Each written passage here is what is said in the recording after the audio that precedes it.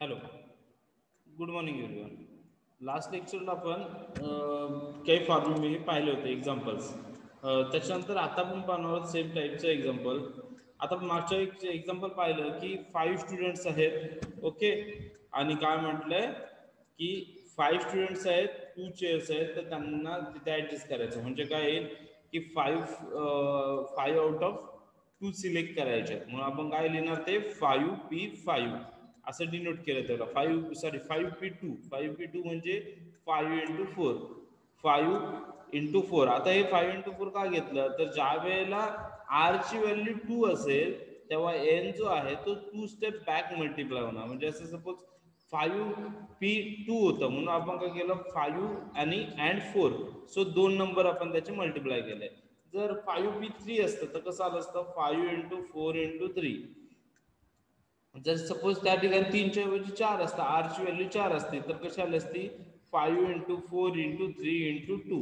So जेवढे R ची value जेवढे असेल तेवढे तितके टाइम आपल्याला काय करायचंय त्याला मल्टिप्लाय करायचंय. ओके, सो आता नेक्स्ट त्याला बघा एक एक्झाम्पल दिलेलं आहे. In how many different ways one can arrange the letter of the word maths. काय म्हटलंय मॅथ्स जो word letter of the word maths word मधले जे लेटर्स आहेत ते तुम्ही किती वेजने अरेंज करू शकता. ओके, सो 5 वर्ड्स आहेत, 5 टाइम तुम्ही अरेंज करू शकता. अशा ठिकाणी तुम्ही प्रोबॅबिलिटी काय होईल तर 5P5 मीन्स 5 × 4 × 3 × 2 × 1. आता 5 म्हटलेलं आहे आणि आर एन आहे 5 आणि आर आहे 5. सो एन आणि आर मीन्स काय असेल. आता इथे आरची व्हॅल्यू जेवढी असेल तितके टाइम त्याला मल्टिप्लाय करायचं. आता इथे 5 आहे, सो हायर नंबर आहे एन मीन्स 5. सो 5 × 4 × 3. आता 4 × 3 × 2 × 1 काय येतो, कारण आपण मागच्या वेळेस तुम्हाला एक फॉर्म्युला म्हणजे कालच मी एक फॉर्म्युला दाखवला होता.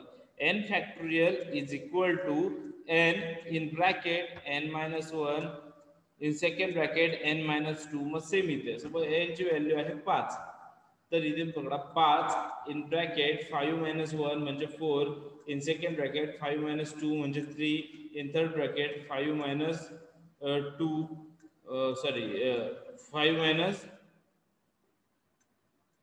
मीन्स 2 आणि नेक्स्ट ब्रॅकेट 5-4 इट्स 1. म्हणून हे 5P5. सो 5 × 4 × 3 × 2 × 1. आन्सर किती आलं याचं 120.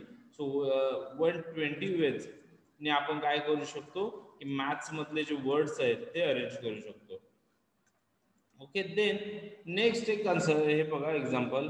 How many different number of 4 digits can be form using the digit 1, 3, 5, 7 and 9. आता किती दिले 5 नंबर्स दिलेले आहेत आणि काय म्हटलेलं how many different numbers of 4 digit number can be form. पण त्याच्यामध्ये पुन्हा त्यांनी 2 कंडिशन ठेवलेल्या आहेत. कोणत्या कंडिशन आहे तर फर्स्ट कंडिशन आहे नो डिजिट इज रिपीटेड. काय म्हटलंय no digit is repeated. And second काय म्हटलंय repetition of digits is allowed. म्हणजे एका याच्यामध्ये जर 9 एकदा रिपीट झाला असेल तर तो सेकंड टाइम पुन्हा येणार नाही एका डिजिटमध्ये. 9 हा एकच टाइम यूज होईल. सो अशी कंडिशन. सेकंड टाइमला तुम्ही एकच नंबर किती वेळा यूज करू म्हणजे 4 मध्ये किती वेळा यूज करू शकता. सो 9999 असा पण तुमचा नंबर होऊ शकतो किंवा 3333 असा पण नंबर होऊ शकतो किंवा 3535 असा पण नंबर होऊ शकतो. फर्स्ट फॉर्म मध्ये काय म्हटलंय फर्स्ट कंडिशनला की रिपिटेशन नॉट अलाउड. म्हणजे एकदा 9 एकदा झालं की पुन्हा त्या 4 डिजिट नंबर मध्ये तुम्ही 9 पुन्हा घेऊ शकत नाही. आता बघा अ 4 digit number is like 4 places which are to be filled in using the given 5 digits, namely 1, 3, 5, 7 and 9. No digit is repeated. Here n is equal to 5, r is equal to 4. 4 digit number आहे आणि आपल्याकडे available factors किती आहेत 5. म्हणजे मग याचं त्याला तुम्ही डिनोट कसं करणार 5P4. So 5P4 into 5 into 4 into 3 into 2 120 time तुमचं हे झालं. आता इथे तुम्हाला नेक्स्ट त्याला The digit can be repeated. Recall that while calculating the formula for NPR, the basic principle was that no object can occupy more than one place. Therefore, when repetition of digit is allowed, the formula for NPR cannot be used. जर ज्या वेळेला आता याच्यात काय म्हटलंय, ज्या वेळेला repetition allowed म्हणतील त्यावेळेस एनपीआरचा फॉर्म्युला तिथे यूज होत नाही. In this case, we will have to use the pictorial representation. The four digit can be represented as four places: first, second, third, fourth. These are to be filled using 5 digits: 1, 3, 5, 7, 9. Now the first place can be occupied by any of the given digit. Therefore, it has 5 choices: 1, 2, 3, 4, 5. Since repetition of digits,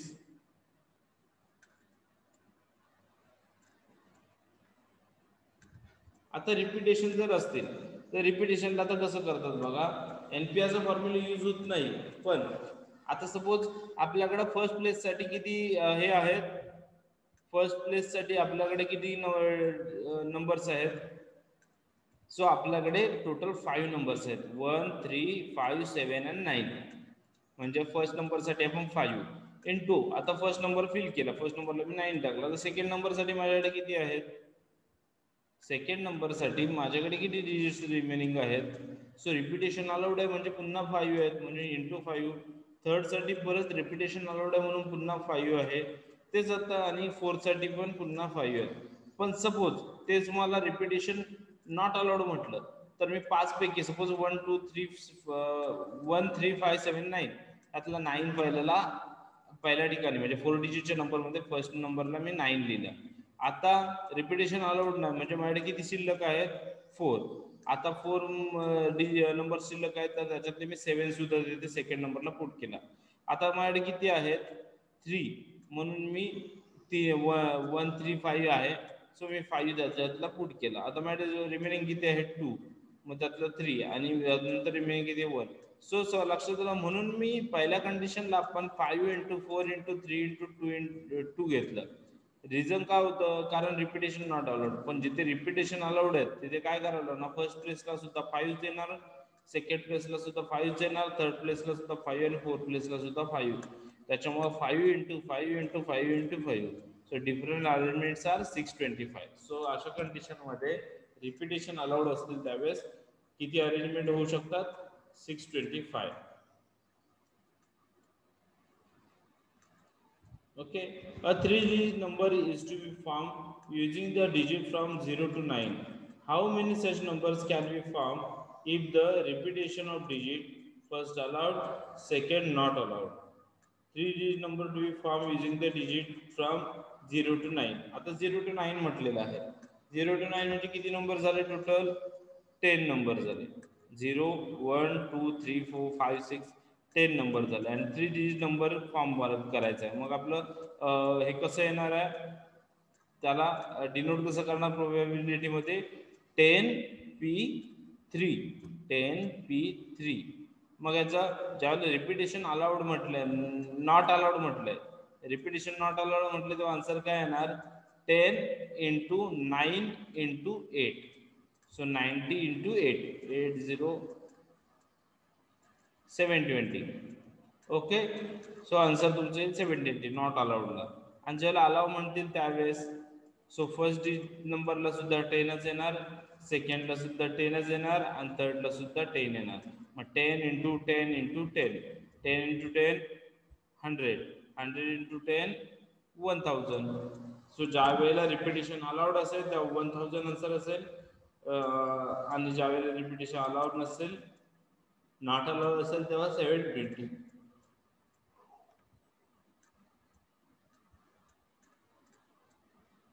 okay, 720 नाही, sorry 1000 नाही ना, कारण 0 आहे ना.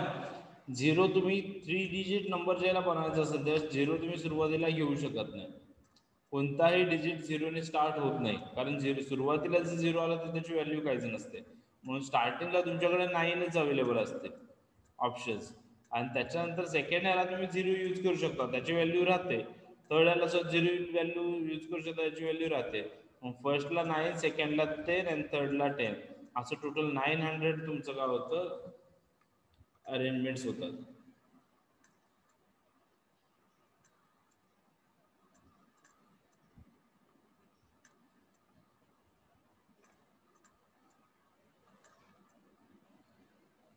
Okay, बाकी आपण नंतर बघूयात. आता मी इथे थांबतोय. नेक्स्ट लेक्चरला भेटू आपण. मला हॅलो, लास्ट लेक्चरला आपण परम्युटेशन पाहिलं. परम्युटेशन नंतर आता आपण पाहणार आहोत कॉम्बिनेशन. कॉम्बिनेशन म्हणजे काय, तर we are discussing arrangements where the order of placement of objects made a difference. We will now learn selection, in which the order of occurrence of object does not matter. The main aspect of selection would be to know whether a particular object is selected or not. Here, to like permutations, we are not interested in individual selection, but would like to know the total number of all possible selections. याच्यामध्ये काय होतं, permutation सारखं एक particular selection नाही आपल्याला घेता येत, तर याच्यामध्ये पॉसिबल जेवढी पण सिलेक्शन्स असतील सगळ्या याच्यात इन्क्लूड केले जातात. आता म्हणजे डेफिनेशन मध्ये suppose there are n objects. आता सपोज असं त्यांनी डेफिनेशन मध्ये एन ऑब्जेक्ट्स आहेत. Combination of r objects out of n objects is to choose r thing out of n things when the order of choosing the objects is immaterial. आता याच्यामध्ये same मग आपण आधी जसं परम्युटेशनला पाहिलं, एन ऑब्जेक्ट्स आहेत त्याच्यापैकी आर ऑब्जेक्ट सिलेक्ट करायचे आहेत. तर total number of such combination is denoted by NCR. आता परम्युटेशन आपण कसं दाखवायचो, NPR. सेम त्याच पद्धतीने NCR हे कसं दाखवतो, कॉम्बिनेशन कसं दाखवलं, NCR म्हणजे पीच्या जागेवरती सी यूज केला जातो. आता NCR is equal to NPR divided by r factorial. म्हणजेच काय, तर NPR आपण कसं फाइंड आउट करायचं ते पाहिलं होतं मग. N in bracket n-1 in second bracket n-2 in third bracket n-3.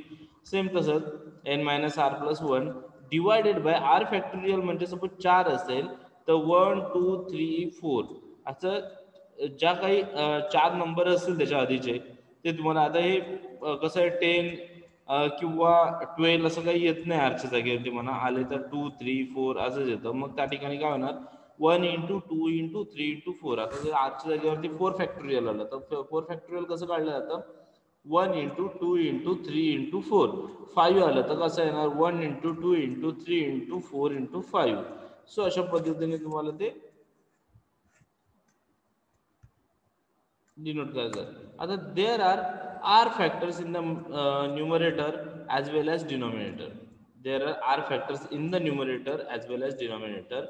The numerator starts from n in the decreasing order up to r factors, whereas the denominator has factor from 1 to r. आता कसं बघा, example बघा, 5C2. Okay, म्हणजे 5 objects आहेत त्याच्यापैकी 2 select करायचे. Okay, so 2 select करायचे आहेत. मग आता आपण काय करणार, 5 × 4 जसं मागे परम्युटेशनला पाहिलं की R2 असल्यामुळे आपल्याला 2च नंबर्स मल्टिप्लाय करायचे, 5 × 4 आणि डिवायडेड बाय. आता 2 फॅक्टोरियल आहेत म्हणजे मग अशी तुम्ही सांगितलं 3 असेल तर कसं 1 × 2 × 3, 4 असेल तर 1 × 2 × 3 × 4. आता 2 आहेत म्हणून 1 × 2. मग आता किती आलं, 5 × 4 20 आणि 1 × 2 2. सो 20 डिवायडेड बाय 2 आन्सर आलं 10. सेम आता 7C5 आहे. मग आता परम्युटेशन म्हणजे NPR कसं येणार आपलं, 7 × 6 × 5 × 4 × 3. 7 आणि त्याच्या मागचे 5 डिजिट्स, कारण R किती दिलेलं 5. आता divided by r factorial. R factorial म्हणजे आता इथे 5 नंबर्सने मल्टिप्लाय करायचं, 1 × 2 × 3 × 4 × 5. सो आता 7 × 6 42, 42 × 5 42 × 5 किती येतं,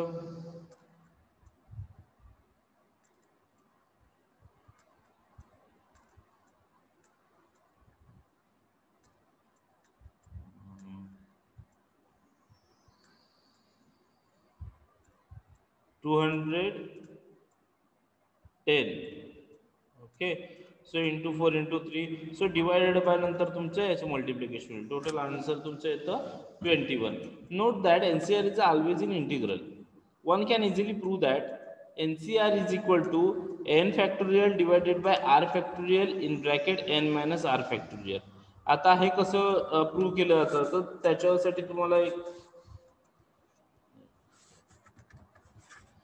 वन कॅन ते प्रूव्ह कसं केलं जातं. Two special cases are where, आता याच्यामध्ये दोन स्पेशल केसेस आहेत. Where r is equal to 0, जर आर 0 असेल तर काय होईल, therefore NCR is equal to NC0 n factorial divided by 0 factorial in bracket n minus 0 bracket factorial is equal to n factorial divided by n factorial, so it is equal to 1. म्हणून therefore 0 factorial is equal to 1. 0 factorial म्हणजे काय 1. आणि where r is equal to n, therefore NCR is equal to NCN, so it is equal to n factorial in bracket n factorial in bracket n minus n bracket factorial equal to n factorial divided by n factorial into 0 factorial, so it is equal to n factorial divided by n factorial is equal to n. Where r is equal to n, then uh, 0 r is equal to n is equal to 1, and where r is equal to 0 is equal to 1. हे लक्षात ठेवा, हे दोन cases special cases आहेत. त्याच्यानंतर आता आपण एक एक्झाम्पल पाहूया. Find the total number of selection of 8 objects out of 10 objects. आता काय म्हटलं, find the total number of selection of 8 objects out of 10 objects मधून काय करायचे, 8 ऑब्जेक्ट सिलेक्ट करायचे. मग कॉम्बिनेशन कसं येईल, 10C8, n किती येईल 10 आणि r येईल 8, so NCR is equal to 10C8, so it is equal to 10C. आता इथे आणखी एक ज्यावेळेला आता मोठे असेल, आता संख्या फार मोठ्या आहेत, म्हणजे आता इथे 10 आहे, आता तुम्ही 10 टाइम मग त्याला मल्टिप्लाय करत राहणार का, नाही. मग अशा वेळेस एक आपल्याला ह्याच्यात एक काय म्हणतो, ज्या वेळेला तुमचा आर ची संख्या n च्या कुठेतरी जवळपास असेल, आर हा कायम n पेक्षा छोटा असतो, हे लक्षात ठेवा. R is less than n, but त्याची जवळपास असेल म्हणजे 9 असेल, 8 असेल, 7 असेल, तर मग आपल्याला काय करता येतं, तर 10n मायनस आर करता येतं. मग n आहे 10 आणि n मायनस आर म्हणजे 10 minus 8, so it is equal to 10C2. आता तुम्ही असं केलं, तुम्ही एक लक्षात घ्या, 10C8 हे जरी फाइंड आउट केलं तरी आन्सर तुमचं सेम येणार आहे, आणि 10C2 हे जरी फाइंड आउट केलं तरी आन्सर तुमचं तेच येणार आहे. सो आता ते आन्सर तसं काय येतं, आता सपोज मी आता पहिलं घेतो 10C8 घेतलं तर माझं मग आन्सर कसं येणार, 10 × 9 × 8 × 7 × 6 × 5 × 4 × 2 × 1. ओके, आणि 8चं कसं येणार, 1 × 2 × 3 × 4 × 5 × 6 × 7 × 8. आता खाली पण 1 × 2 × 3 × 5 × 6 × 7 × 8 आलं, आणि वरती सुद्धा 1 to 8 आहेत. सो खालचे 1 to 8 आणि वरचे 1 to 8 मायनस हे गेले, कट केले आपण, तर आन्सर काय राहतं, फक्त 10 × 9. आलं लक्षात. मग त्याच्यामुळे त्यांनी हे तसं घेतलेलं आहे. So 10C2 is equal to 10 × 9 divided by 1 × 2, so it is equal to 10 × 9 90 and 1 × 2, so 45. Okay, then next, a club has 5 girls and 7 boys. If 4 person out of these are to be selected. आता club मध्ये total किती आहेत, 5 मुली आहेत आणि 7 मुलगे आहेत. If 4 person out of these are to be selected, त्यातले 4 जण सिलेक्ट केले, म्हणजे टोटल आपल्याकडे 12 माणसं आहेत, पण त्यातले 5 मुली आहेत, 7 मुलगे आहेत, त्याच्यातले आपण 4 सिलेक्ट करतोय. Total number of choices if, आता टोटल नंबर ऑफ चॉईसेस किती आहेत मग आपल्याकडं, there is no restriction on gender. ज्या वेळेला पहिलं कंडिशन काय आहे, there is no restriction on gender. So ज्यावेळेला जेंडरवरती रिस्ट्रिक्शन नसेल त्यावेळेस मग आपला आन्सर काय येणार, सो 12C4, कारण जेंडरला हे नाही. आणि 3 boys and 1 girl is to be selected. आता 3 boys and 1 girl is to be selected. मग अशा बेस कंडिशन काय येईल, आपल्याकडे बॉईज किती आहेत 4, बॉईज किती आहे सॉरी बॉईज किती आहेत 7. सो 7C3 7 पैकी 3 सिलेक्ट करायचं आणि दुसरं काय इंटू 1 गर्ल, गर्ल किती आहे 5 म्हणून 5C1 असं आपल्याला घ्यावं लागणार आहे. So when there is no restriction on gender, n is equal to 7 boys plus 5 girls, 12 members. That select any out of 4 of these 12 members. So therefore R is equal to 4. Hence the total number of selections are 12C4. So 12 into 11 into 10 into 9, 1 into 3 into 4. So answer is the 495. If we are required to select,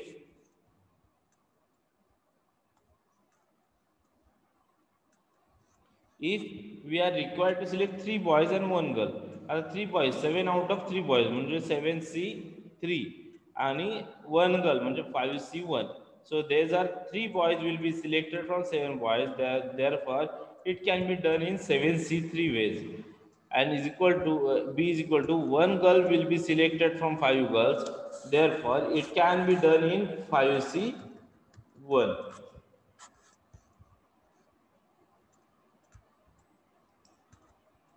Then hence the total number of selection will be, आता मी सांगितलं ना, जे multiplication केलं into म्हटलं बघा मग अशी 7C3 into 5C1 मग याचं मल्टिप्लिकेशन करून घेतलं. मग पहिलं काय होतं 7C3 7 into 6 into 5 divided by 1 into 2 into 3 5C1 so 5 divided by 1 so it is equal to 35.5.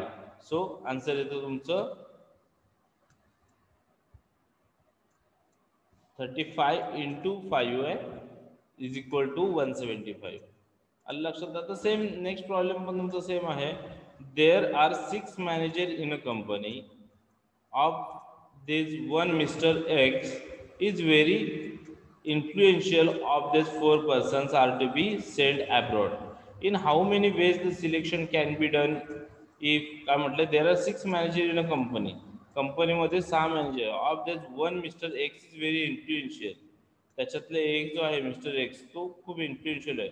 Of this 4 persons are to be sent abroad. तो त्याने काय ठरवलं की 4 पर्सन्स जे आहेत ते अब्रॉडला पाठवायचे. How many ways the selection can be done. आता देर इज नो रिस्ट्रिक्शन. ज्यावेळेला रिस्ट्रिक्शन नसेल त्यावेळेला एन किती राहील 6 आणि आर राहील 4, 6 out of 4. Then next mister X has to be selected. आता एक्स सिलेक्ट झाला, mister X has to be selected. मग राहिले किती 3च राहिले. आता मग काय येईल तुमचं आता 3C सॉरी सी 5C3 येईल. काय येईल 5C3 आणि 1 तो सिलेक्टच आहे म्हणून एक्स मिस्टर एक्स सिलेक्ट आहे म्हणून आपण एक्सच्या जागेवरती एन घेतलं. मग 5C3 1 into 5C3. So 5C3 is equal to 5 into 4 into 3 घेतलं तरी चालेल. आता यांनी काय केलं 5C3 आहे ना, सो 5 मायनस 3 केलं मग सांगितल्याप्रमाणे, किंवा असं घेतलं तरी चालेल. 5 into 4 into 3 1 into 2 into 3. So 2 2 cancel, sorry 3 3 cancel. Then 5 into 4 divided by 1 into 2. So answer येतं 10 वेज. ओके. त्याच्यानंतर काय म्हटलंय mister X is not to be selected. Mister X जर सिलेक्टेड नसतील तर 6 लोकांमधलं मिस्टर एक्स सिलेक्ट नाहीये कन्फर्म झालं. मग आता राहिला कोण, राहिले किती लोक 5च लोक. मग 5 पैकी 3 निवडायचे म्हणून इथे काय कंडिशन राहील 5 इंटू सॉरी 5 पैकी 4 निवडायचे. So 5 into 4. So it is 5 into 4 is equal to 5C1. 5C1 म्हणजे 5 मायनस 4 केलं त्याने 5C1 is equal to 5. So selection can be done in 5 ways. Okay. So अशा पद्धतीने आपल्याला परम्युटेशन जे आहे ते अशा पद्धती कॉम्बिनेशन अशा पद्धतीने करायचं आहे. आता या ठिकाणी आपला हा जो चॅप्टर आहे परम्युटेशन कॉम्बिनेशन हा संपलेला आहे. म्हणजे फर्स्ट युनिट आपला संपलेला आहे. आता आपण उद्या सेकंड युनिटला सुरू करणार आहोत. सेकंड युनिटमध्ये फर्स्ट आहे मॅट्रायसेस. मॅट्रायसेस पाहणार आहोत आपण. मॅट्रायसेस सुद्धा फार इझी आहे तसं. कॉलम मॅट्रिक्स, रो मॅट्रिक्स असं त्याचं टाईप्स आहेत त्याच्यामध्ये. थर्ड युनिटमध्ये आपल्याला मॅट्रायसेस आणि डिटर्मिनंट्स अँड ॲप्लिकेशन्स म्हणून आहे, आणि त्याच्यानंतर third unit derivative, fourth numerical analysis. Okay, so हे आपण हा जो आहे मॅट्रायसेस हा उद्या पाहूयात. आणि जर जमलं मला तर मी जास्त एक्स्ट्रा लेक्चर तुमचे कंडक्ट करणार आहे. सो जर एक्स्ट्रा लेक्चर मी कंडक्ट केले तर तुम्हाला एक्स्ट्रा लेक्चरला यावं लागेल. ओके, सो आता आपण स्टॉप करूया तिथे. कोणाला काही डाऊट्स आहेत का?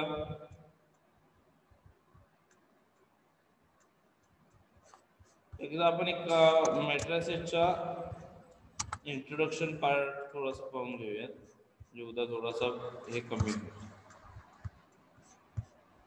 So it determinants, you have studied the advantage of expressing a mathematical expression in the form of array so as to simplify calculation. A determinant is a square array which has a value, that is number associated with it. Let us now study the new type of array which, unlike determinants, does not necessarily contain equal number of rows and columns. Also, it does not reduce to a value such as array called matrix, and it has immense applications in practical life. So practical लाईफमध्ये बऱ्याच वेळा आपण काही गोष्टी टेबल्समध्ये किंवा रोमध्ये कॉलममध्ये असे format करतो आणि त्याचं आपल्याला कॅल्क्युलेशन करावं लागतं. सो कॅल्क्युलेशन कसं केलं जातं ते याच्यामध्ये तुम्हाला दाखवलं आहे. आता याच्यामध्ये बघा, arrangement of mn numbers, write in m rows and n columns and includes a rectangular bracket is called matrix of order m by n. The order m by n is written as m into n. The numbers which form matrix are called the elements of matrix. Matrices are denoted matrices are denoted by capital letters like A, B, C. लक्षात ठेवा, matrices कायम A, B, C या capital लेटरने denote केले जातात. The elements of matrix are denoted by small letters. आणि ज्या ब्रॅकेटच्या आतमधले जे एलिमेंट्स असतात हे कायम स्मॉल लेटरने डिनोट केले जातात. For example 1, 3, 4, 5, 2, 7 is a matrix of order 2 into 3. आता 2 into 3 का म्हटलेलं आहे तर याच्यामध्ये 3 कॉलम आहेत आणि 2 रोज आहेत, म्हणून ह्याला म्हटलेलं आहे 2 into 3. Then is matrix of 2 into 1. 1 column आहे आणि 2 रो आहेत, म्हणून याला 2 into 1 म्हटलेलं आहे. Notation of elements, consider A is equal to P, Q, R, X, Y, Z. Let us use the letter A with suffixes to denote different elements of A. Since the element P belongs to the first row and the first column, it is to be denoted by A11 in A11. आता हा जो आहे P तुमचा, suppose ह्याला denote केलं A11, ह्याला जर A11 म्हटलं, ओके, तर Q काय येणार A12 आणि ह्याला R ला म्हणणार A13. मग X ला काय म्हणणार, X ला म्हणणार A21, A22 आणि A23. Okay, so using the denotation of matrix A of order m into n is written as A. आता m into n हा जो प्रकार आहे हा मॅट्रिक्स मध्ये कसं डिनोट केला जातं, तर A is equal to in bracket Aij m into n, where I is equal to 1 2 m 2m and j is equal to 1 2 3 n. Okay, thus matrix A of order 2 into 3 can be written as, आता तेच matrix आपण त्याला number दिले फक्त इथं त्याचे A11 A12 A13 A21 A22 A23. and similarly matrix B of order 3 into 3 can be written as 3 into 3 कसं लिहिले बघा, B11 B12 B13 B21 B22 B23 B31 B32 B33. Types of matrix, आता मॅट्रिक्सचे types कोणकोणते आहेत. So first type आहे a matrix having only one row is called a row matrix or a row vector. For example 5 -1 4 -5 6 10 are row matrix, म्हणजे ज्याच्यामध्ये फक्त row असतं, एक सिंगल रो असतो मॅट्रिक्स और रो वेक्टर. देन येतं column matrix. Matrix having only one column, याच्यामध्ये फक्त एक कॉलम असेल त्याला म्हटलं जातं column matrix. Then square matrix. Square मॅट्रिक्सला काय, तर जेवढे कॉलम असतील तेवढंच रो असतील, त्याच्यामुळे त्याला स्क्वेअर मॅट्रिक्स म्हटलं जातं. आणि ते येतं diagonal matrix. Matrix with very 9 diagonal elements in square in equal to 0 is called diagonal matrix.